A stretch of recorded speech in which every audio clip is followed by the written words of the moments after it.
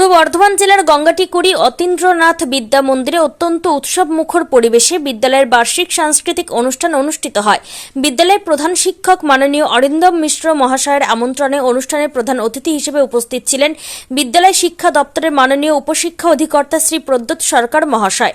বিশেষ অতিথি হিসেবে উপস্থিত ছিলেন কেতুগ্রাম 2 ব্লকের সমষ্টি উন্নয়ন আধিকারিক মাননীয়া হৈমন্তিকা দাস, বিশিষ্ট সমাজসেবী ও শিক্ষানুরাগী ব্যক্তি শ্রী অমরচাঁদ কুণ্ডু মহাশয় সহ আরো বহু বিশিষ্ট ব্যক্তিবর্গ। অনুষ্ঠানের সূচনা হয় প্রদীপ প্রজ্বলনের মাধ্যমে।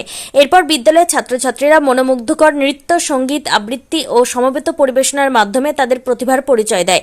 প্রতিটি পরিবেশনা উপস্থিত অতিথি ও অভিভাবকদের ভূয়সী প্রশংসা অর্জন করে।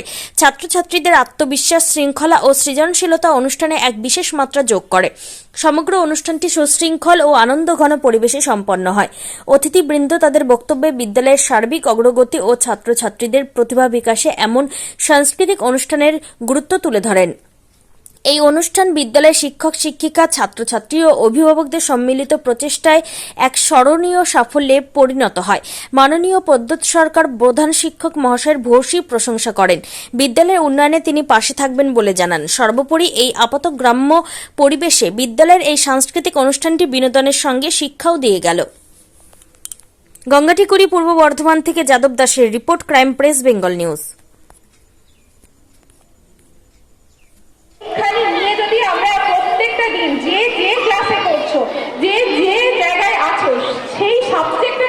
শেখার মতো করে পড়ি তাহলে দেখবো যাত্রাপথটা একটু হলেও আমাদের জন্য সহজতর হবে।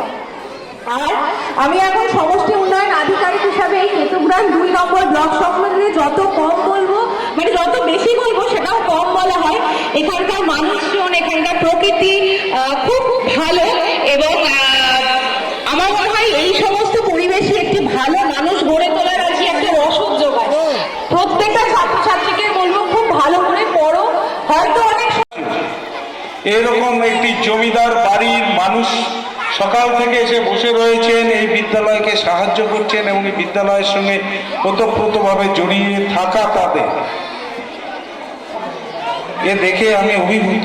আমার মনে হচ্ছে যে না, আমরা প্রশাসনে বসে আছি, আমাদের কাছে পুরো চিত্রটা আসছে না। আসলে এরকম বিদ্যালয় থেকে তো আমাদের কাছে কোনো অভিযোগ যায় না, কোনো অভিযোগ আমাদের ফেস করতে হয় না।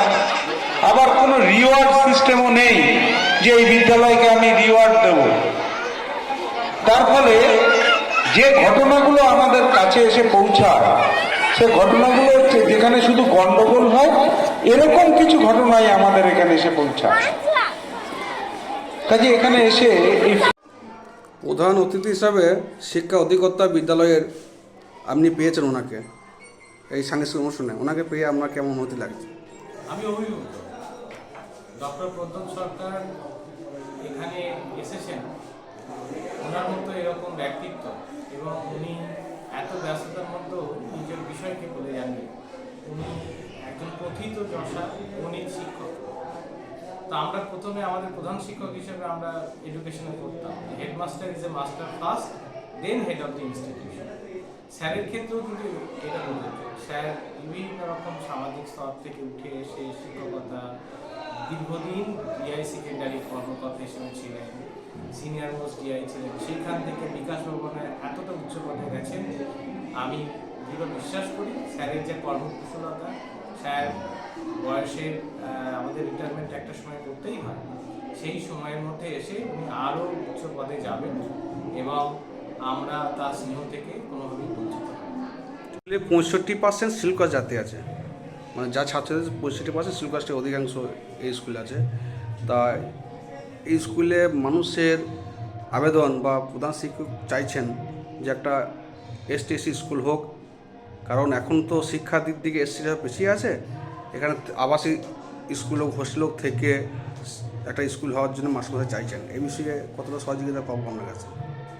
এখানে এই বিদ্যালয় যেভাবে চলছে, আমি যেটা দেখেছি সেটা আমার মতে একদমই ঠিক চলছে।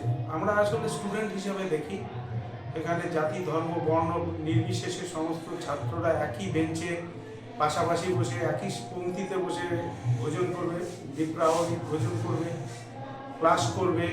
এর মাধ্যমেই আমাদের সংহতি গড়ে ওঠে। আমরা এইভাবেই দেখি কিন্তু স্পেসিফিক যদি কোনো ডিমান্ড থাকে যে এখানে হোস্টেল করা দরকার, SC ST পপুলেশন বেশি, আমাদের প্রভিশন আছে। এখান থেকে আমাদের কাছে আবেদন করলে, ডিআই মারফত আবেদন করলে আমাদের এটা অবশ্যই বিবেচনা করা হবে এবং জায়গা থাকলে উপযুক্ত পরিকাঠামো যদি এখানে থাকে তাহলে আবাসিক থাকার ব্যবস্থা, মানে আবাসিক ছাত্রদের থাকার ব্যবস্থা, হোস্টেল ব্যবস্থা করা যায়, অসুবিধা নেই, গভর্নমেন্ট করছে।